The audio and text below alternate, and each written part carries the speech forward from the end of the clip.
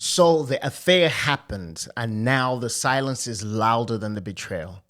You're hurt, you're numb, you're angry, you're grieving. Maybe you're the one who was cheated on, or maybe you are the one who broke the trust. So in this episode, we are talking about the 5 stages of healing after infidelity. It won't be easy, but if you're both willing, restoration is very, very possible. Welcome to the Campbell and Amanda podcast, and today we talk about something very heavy, but we're ready to get into this, right, honey? Yes, my name's Amanda. Right, I just jumped right in there. Okay, all right, let's talk about this. This is, you okay? Yeah.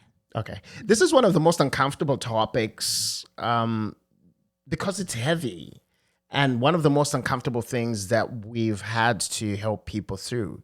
Infidelity is not easy.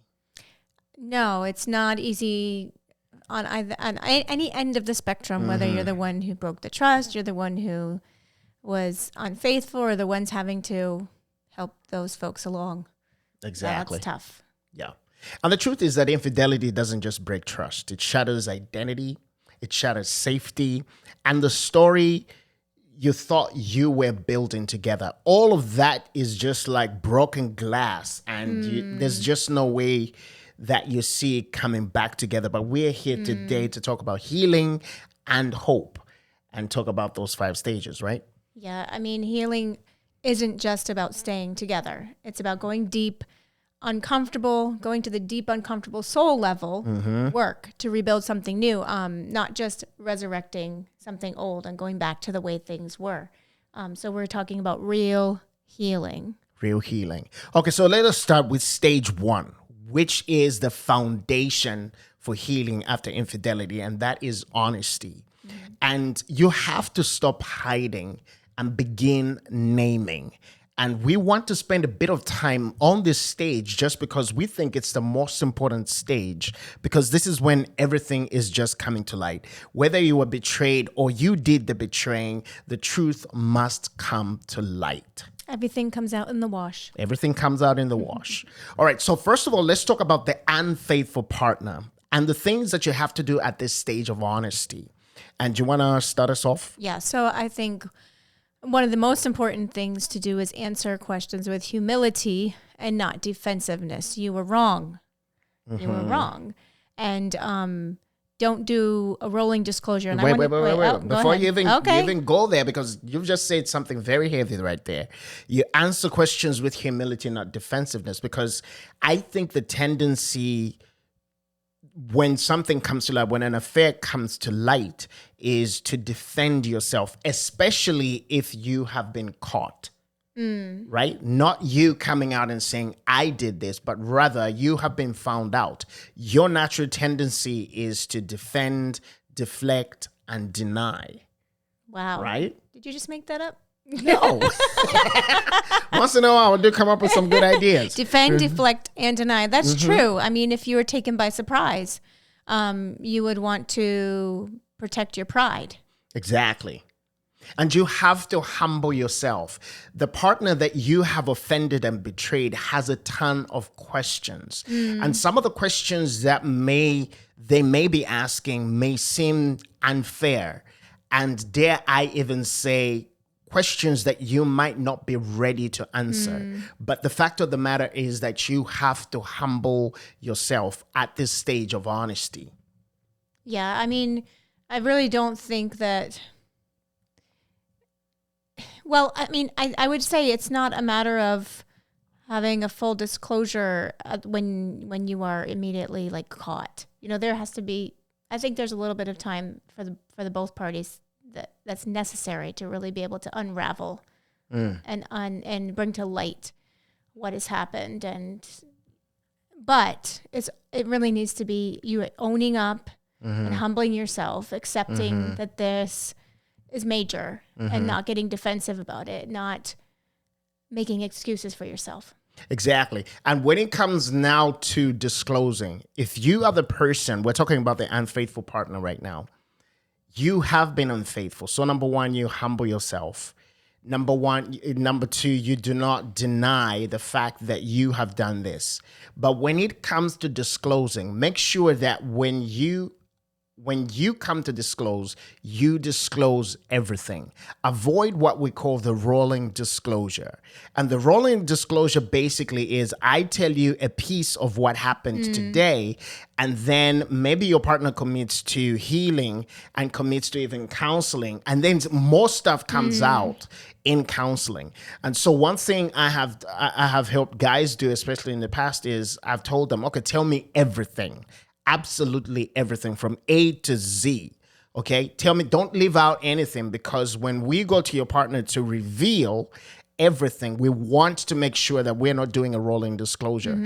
Because when that door or an opportunity for healing is opened, you want to make sure that every part of that infidelity has been disclosed, and therefore somebody can begin to heal from it. And that's why it's important to, when you're caught, to not in the moment start. You can obviously feel remorse, feel sad about it, but it's not really the right moment to disclose everything, because you're going to be caught in your emotions. You're going to be caught unaware. You're going to be going through your own stages of discovery, and you're not going to be able to fully disclose and begin the healing process. Yes, because psychologically, you're also defending yourself. You're fighting for your life. Right. You're fighting for your life here, right? And so somebody may ask you to say, your partner may ask you, how long has this been going on? And you say, well, it has only been going on for a few months.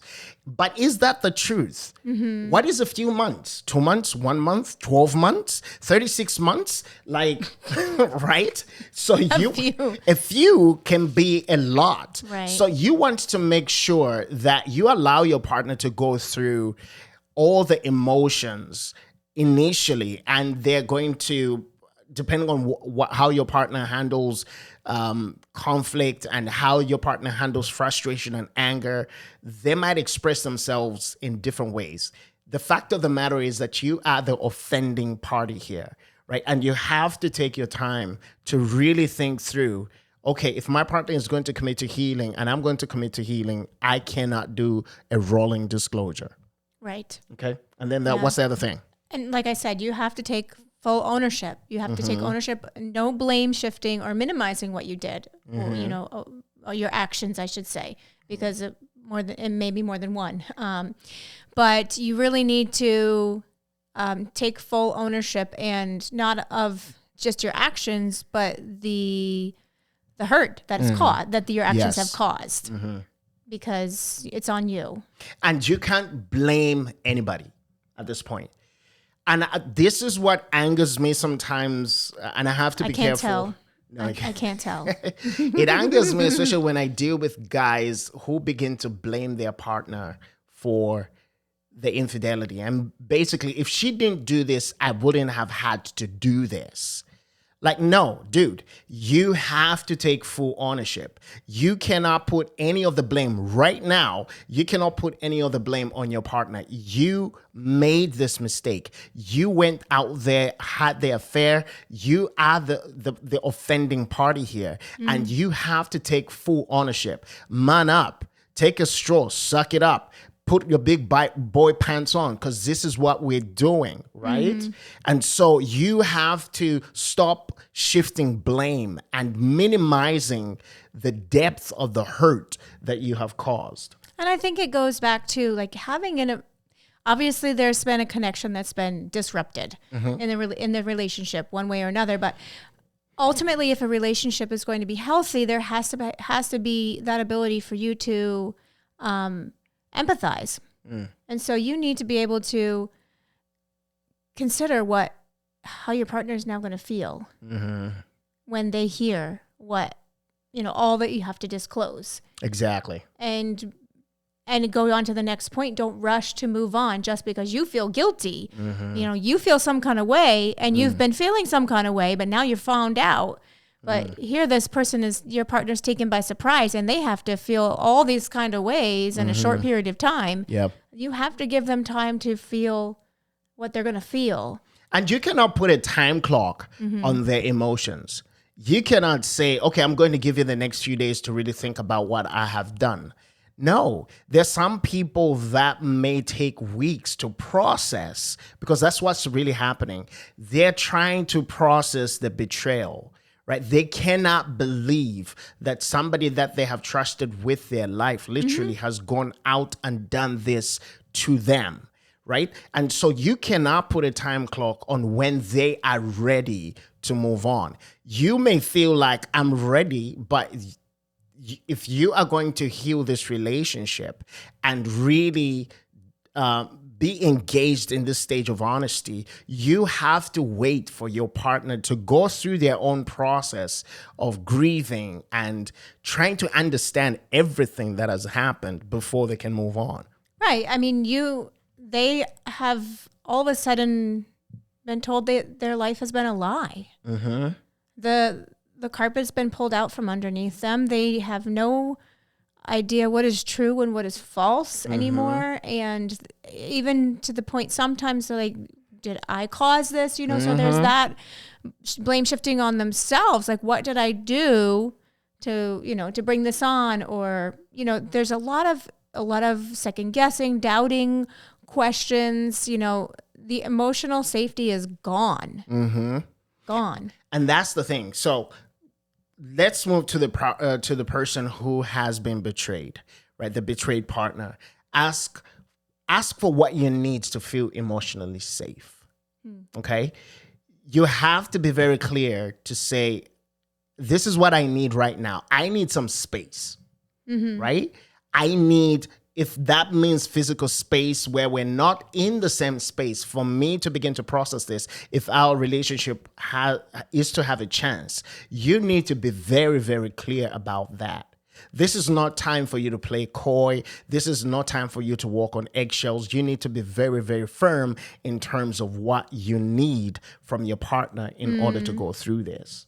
Yeah, I mean, you said it, and we said it already, but the partner who's been the betrayer has to be prepared for some silent treatment or for some processing time, has to be prepared for some boundaries, has to be prepared physical distance. For distance. They really have to be ready for that.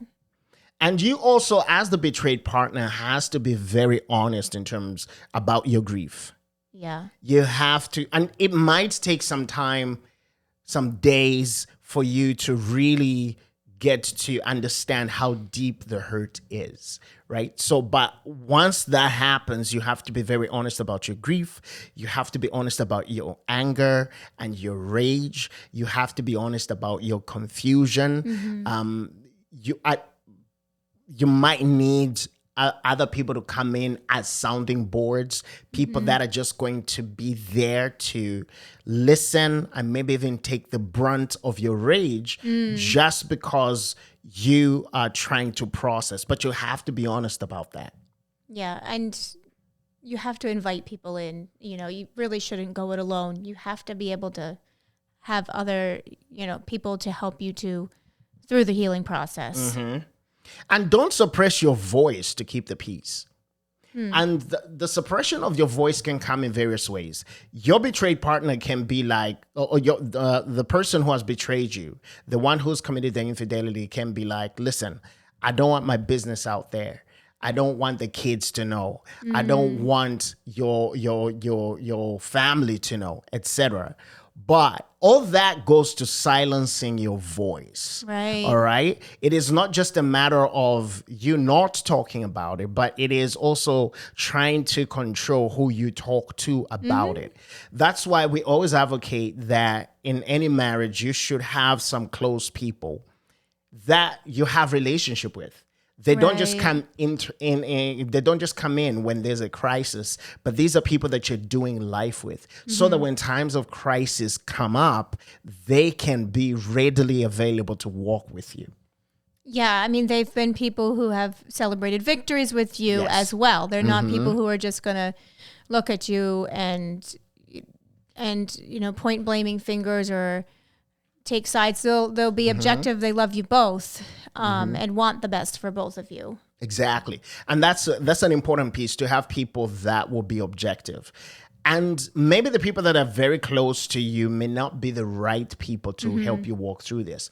You might need to find somebody who is maybe one relationship removed from you, but somebody that you still have a relationship with and can be free with. All right.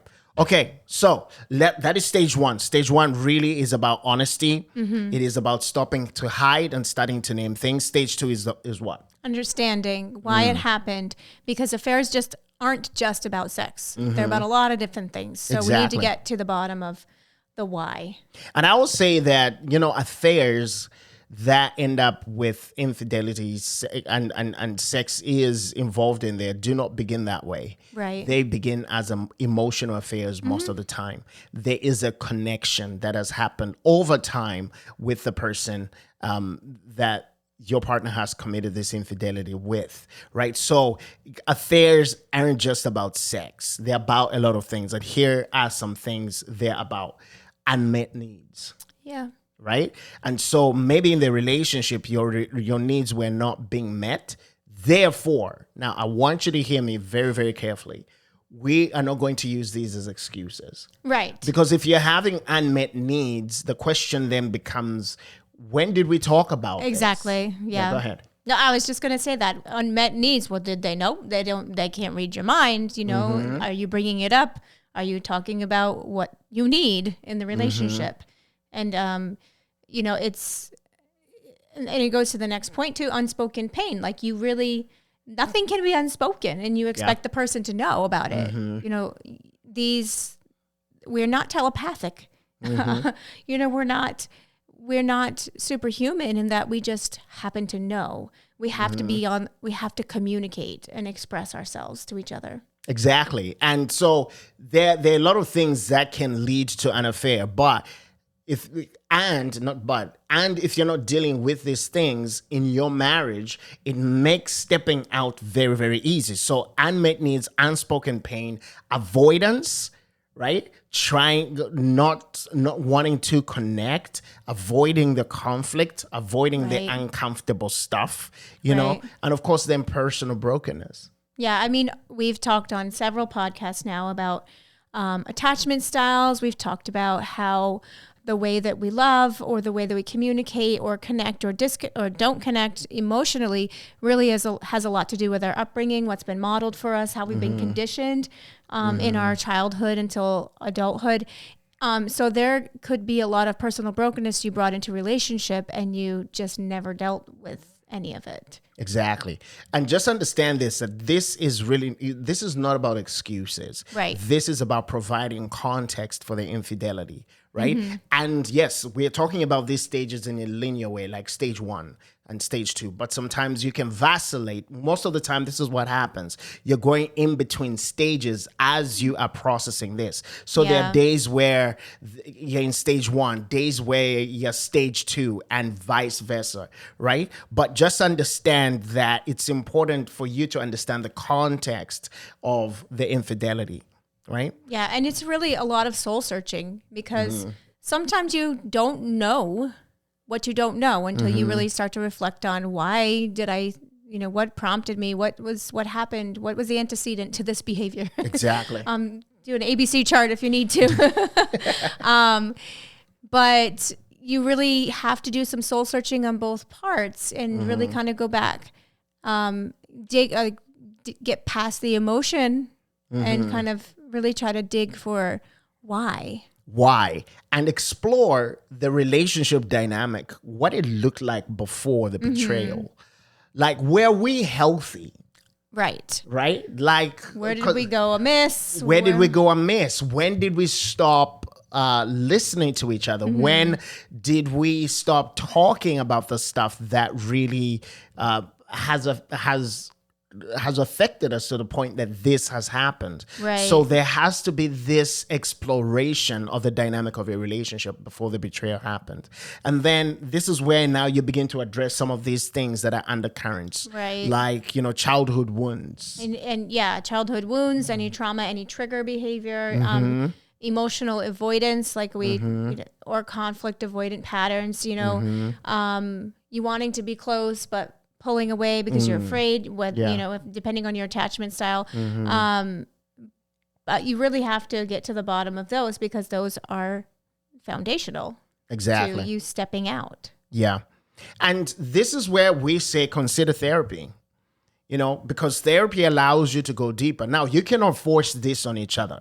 You have to be ready to go there. I have seen this happen where one or both partners want to rush to therapy because they think that it is the magic bullet that saves their relationship. Therapy only works when you're both ready to do it. And willing to take ownership. Yes. When you're willing to take ownership, that's when therapy works. And so sometimes your partner, you may be ready for therapy, but your partner isn't ready for therapy because they're not really ready to face their demons. And you can't force them to get there. And when you say it's not a magic bullet, really what that means is it's going to still take time. Like you're really going to have to work through the emotions because again, you will vacillate. You might go between some of these different stages, back to stage 1 to 2 to 3, back to 1, because you're really doing a lot of your own soul searching. And sometimes you unearth things that you just didn't realize and you have to wrestle with the pain of that as well. Yeah. So, yeah. So stage 1, you get honest. Stage 2, you seek understanding. Why did this happen? And then you begin to move to stage 3, which is really about repairing, right? Stage 3 is rebuilding trust. And this takes time. I cannot overemphasize. We don't point at punches. Trust is one of the hardest things to rebuild after infidelity. It is just so hard. And it doesn't come by a simple apology. Right. I mean, and the offending partner, the one who did the betraying, you have to be prepared to apologize again and again. Yes. Really the question is not when are you going to get over this? The question is, how can I help you trust me again? Yes. Because it really is such a broken trust. Yeah. And so it's going to take consistency. It's going to take accountability. It's going to take transparency. And the offending party has to be ready for radical moves, radical accountability, radical consistency, radical transparency. There is no other way. Somebody said, and I love this, says there's no such thing as a drive-through breakthrough. The only way to break through is to go through, right? And you have to be ready for radical transparency, accountability, and consistency. So let's talk to the unfaithful partner first. You want to talk about go ahead. So the accountability is paramount. So be where you say you are, because your partner is now going to question your every move. Like, yes, you lied. Yes. For however long you lied. So they have to be able to trust where you are. And that might... And offer that up yourself. Like I want you to know where I am. Therefore, these are the mechanisms by which you can track me. Yeah. Life 360. Whatever app you have to use. AirTag. AirTag. AirTag your partner. But we joke. But I mean, whatever that is, because just stick it to their underwear. Stick it to the underwear. Like, yo, I know where you is. Right? But be where you say you are. And be ready to say to your partner, hey, listen, this is the way that you can track me. Offer updates without being asked. Hey, I went from work, I stopped for gas, and I came home. She doesn't need to know that. He doesn't need to know that. Here are the receipts. Here are the receipts. Do you need timestamps? Right? No, don't say it like that. No, I know. No, here are the receipts. I want you to trust me. I realize I broke your trust, and I want to rebuild it. So I want to be transparent with you. Yes. These are the things I am willing to do to build trust again, And you want to invite that accountability without resentment. Yeah.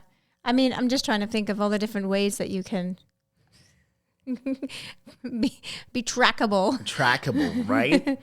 But one of the things that was helped you to break trust in the first place was not being accountable and not being transparent and not setting boundaries around the opportunity for you to be with somebody of the other sex, or just to be in another romantic relationship, because we don't know what kind of infidelity this is.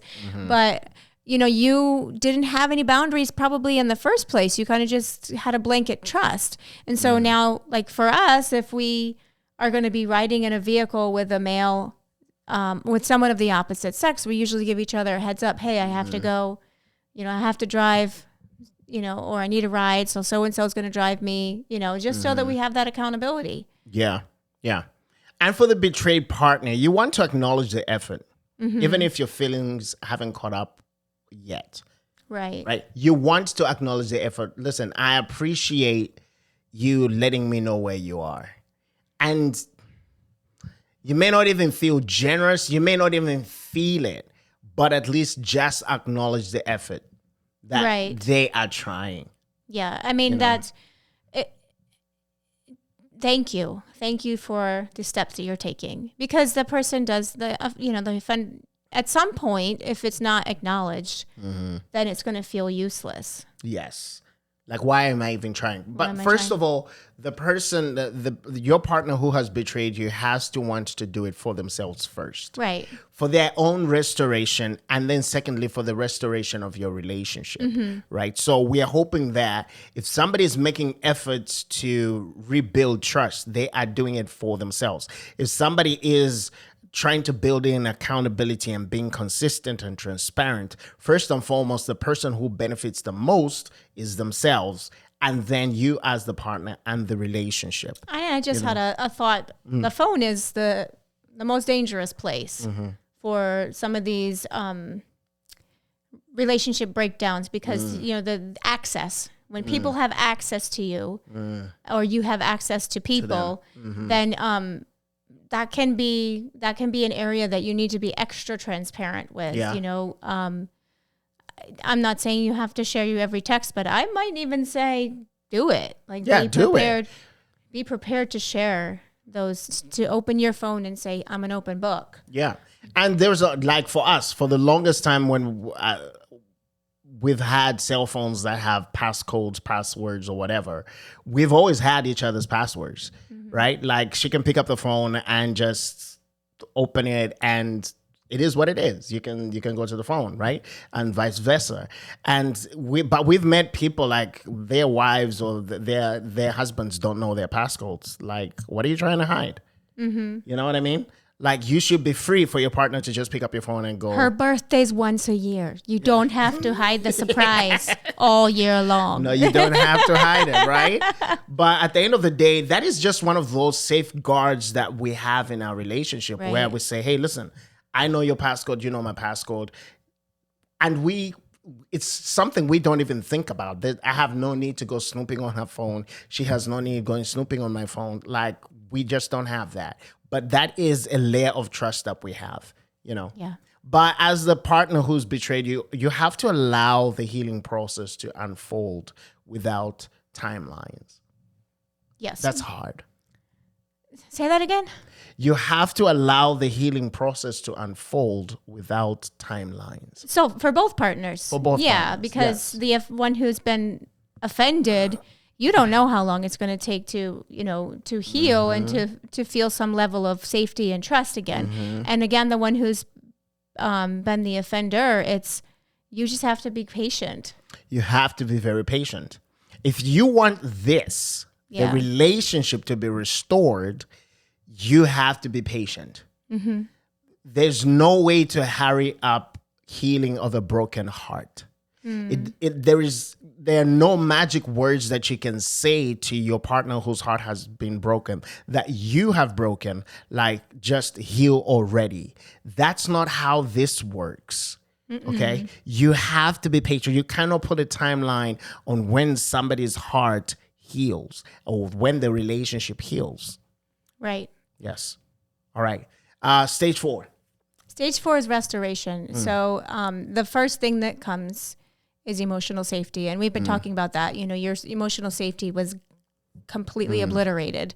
It was gone. The moment you realize that you've been living, that your partner's been living a double life, you've been lied to, the emotional safety is gone. So you need to really create some space for some hard conversations. Be prepared to address some hard questions and answer honestly, like we mentioned above. You need to be prepared to validate emotions. Like I said, you have to walk a mile in your partner's shoes. Like really put yourself in their shoes and feel what they would feel, what you would, feel how they would feel with the betrayal. Yeah.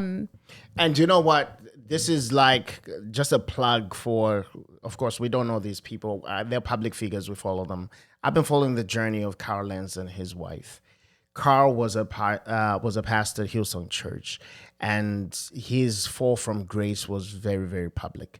And recently, over the last 12 months or so, they have opened up their lives to share what the healing journey has been like.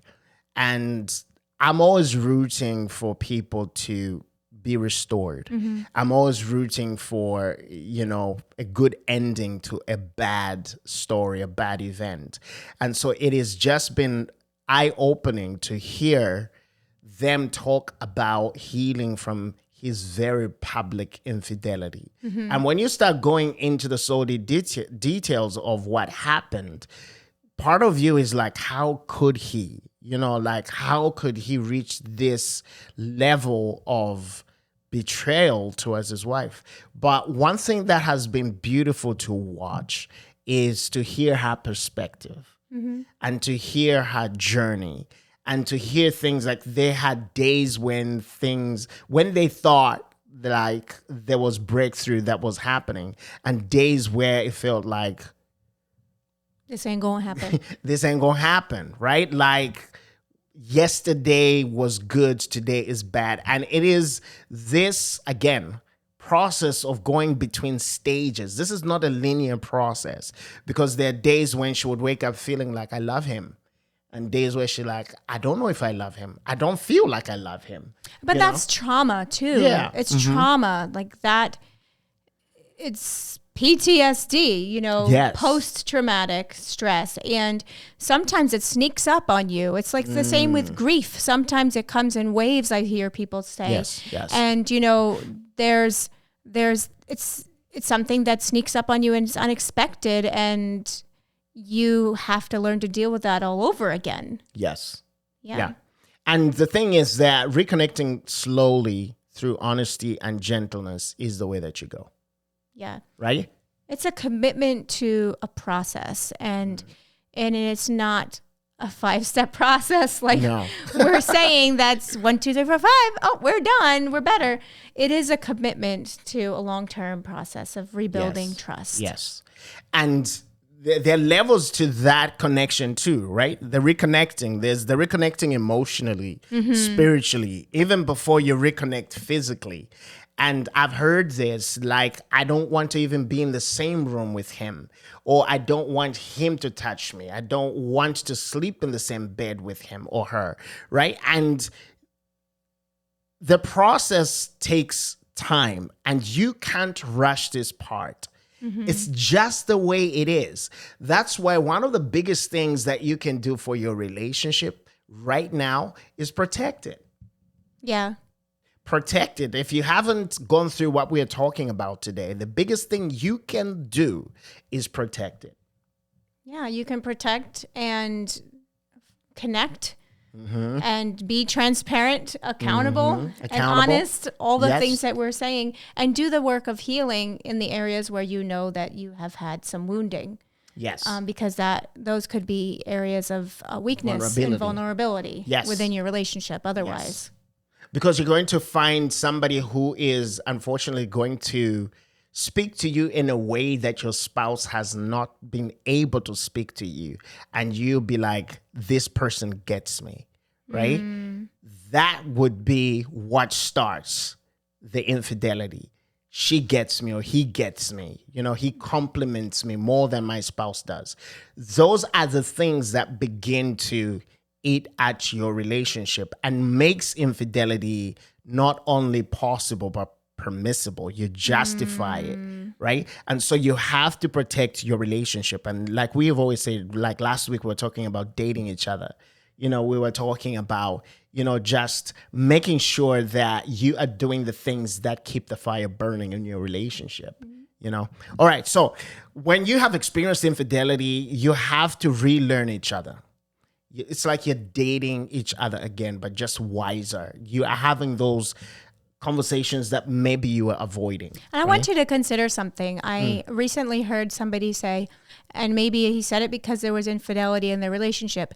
I'd rather rewrite, work through, rewrite our story again than to start over a new story with somebody else. Because whether you work through your story or not, if you want to move on in your romantic life, you're going to have to work through the story. Yeah. You're going to have to deal with it, the whys and the hows and how to protect yourself from repeating it. Yeah. And that leads us to the last stage, really, which is renewal, right? And here is the part about renewal that we want you to get, and we have seen this happen, or at least people try to do this, where they try to recreate their relationship. And here's what we mean. Because when infidelity has happened, what you had before is no longer the same. Recreate means just to create again. To create again, right? No. It didn't work the first time. It didn't work the first time. So let us face the music and say renewal is about creating a completely brand new marriage. Not a recycled one. Not a recycled one. Don't aim to go back to what you had, because what you had did not work for you, apparently. It didn't work for Obviously. both of you. Yes. Exactly. So you want to aim for something that is completely new, something that is going to be stronger, something that's going to be safer, something that is going to be spiritually grounded. Yeah. Don't build on straw. Yeah. Don't build on hay. Don't build on hay. Learn from the three piggies. You got to build on brick. Got to build on brick, right? But you have to go and create something that is brand new. Realize that your previous marriage was built on, not everything was a lie, but obviously some things in there were lies. There were things that you avoided. There are conversations that were never had. So if we are going to stay together, this second act of our marriage has to be something that is way stronger. And so you want to revisit your shared dreams. Yeah. Yeah. Yeah, you want to reactivate, I would say. Revisit so that you can reactivate your shared dreams, that you would want to build something new together again. Exactly. And you want to create a new vision for your marriage going forward, right? And you want to, for those of you that practice spirituality, for us, it's Christianity, we advocate pray together, and some of those prayers, especially in the beginning, will be very hard to pray. But once you have reached this stage where you're both committed to renewing your marriage, you have to create that habit of praying together, right? Planning your future together, right? And if you're not if you don't have any kind of spiritual book as a guidance, affirmations are really helpful. Like affirming we are strong, we are healthy, we make emotional connections, we talk, just kind of speaking truth and life to yourself. It's easier for us because our foundation is already written, scripturally, but from the Bible, we'll use Bible verses and make them personalized for our marriage. But, whatever is true and noble and lovely and admirable and excellent and praiseworthy, what are those things? Think on these things and declare them and decree them and release them in your own marriage in a new way. Yeah, speak life over your marriage, right? But unfortunately, and this is the sad part for us, where people are not just able to get back together, right? They're not able to heal. For whatever reason, Maybe the infidelity was just your partner was just cut way too deep. And you as the partner who has been cut cannot just see a way back. We want you to know that if you're not ready to stay, that's okay. And it is hard for us to say that because we always are always of the mindset that marriages can be healed.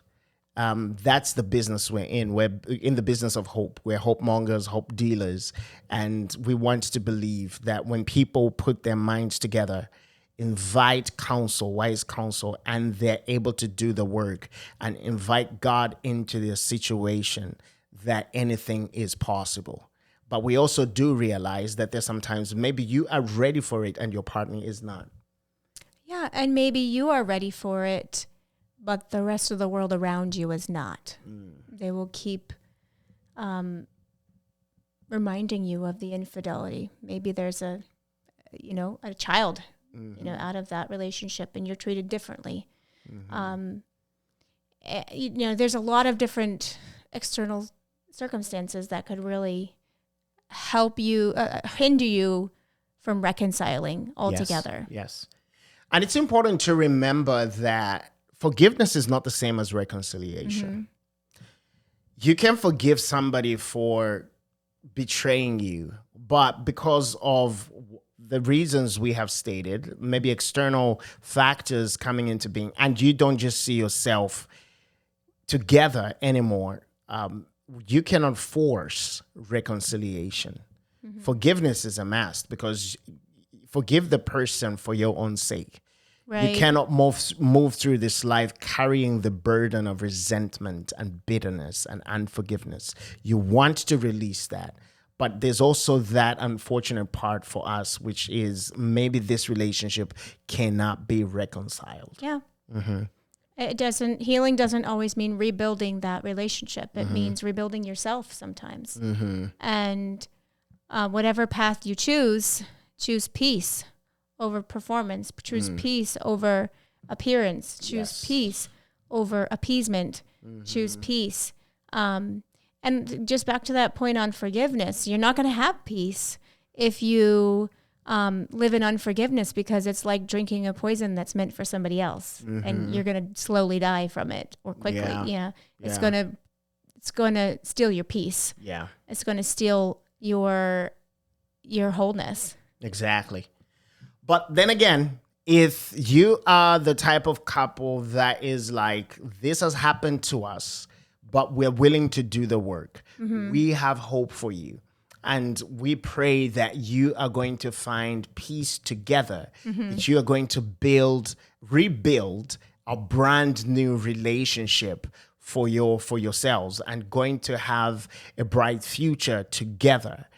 And that only happens when you commit to these 5 stages, when you are willing to do the work. And we cannot put a time on this, but be ready to be in this for the long haul. Just remember that this is not a quick fix. Your marriage did not break down in a day. It took time, and it's going to take time to rebuild. But the most important thing that you want to do is commit to the process. Because when you commit to the process, when you say to your partner, I'm here for this, we're going to walk through this together, I'm willing to give it 110% and see where God takes us, that is when true healing begins. Yeah. Yeah. Any last words? I mean, I think that, again, like you've said already, we're hope mongers. But really, this is a choice that you have to make for, not for those around you. It's a choice that you have to make for the story of your life. Do you have hope? And are you committed to the story of your life being written again, stronger, and more carefully? Yes. And on a better foundation. Yes. Yeah. So that's quite. I leave you with questions. I guess that's it. We're hopeful that it can happen, but you're not alone in any way that you look at this. The questions before you, you're not alone. Exactly. And for me, the final take is just that infidelity doesn't have to be the end, but it must be a turning point. There are no two ways about that. It has to be a turning point. It is not the end, but if you're willing to do the work, it will be a turning point for you. Please let us know in the comment section questions that you may have concerning this process. If you have questions, maybe you're going through this and you want a third party kind of advice on this, let us know. We advocate that. We're not trying to give professional advice here in terms of licensed therapists, et cetera, et cetera. We would recommend that you seek that counseling from somebody who is trained in this field. We are spiritual counselors. We do that, but we realize even the limitation of our own spiritual counseling when it comes to dealing with deep-seated trauma, where you need somebody who is a psychologist who would dig deep with you. So if you need that kind of help, please look for that in the area where you live. But otherwise, if you have questions that we're able to answer, please feel free to put them in the comment section. And if you want to know how you can really show up your marriage and help it to be more successful, watch this next video, because we share some 9 practical secrets that keep our marriage going. Until next time, God bless you. Bye. Bye.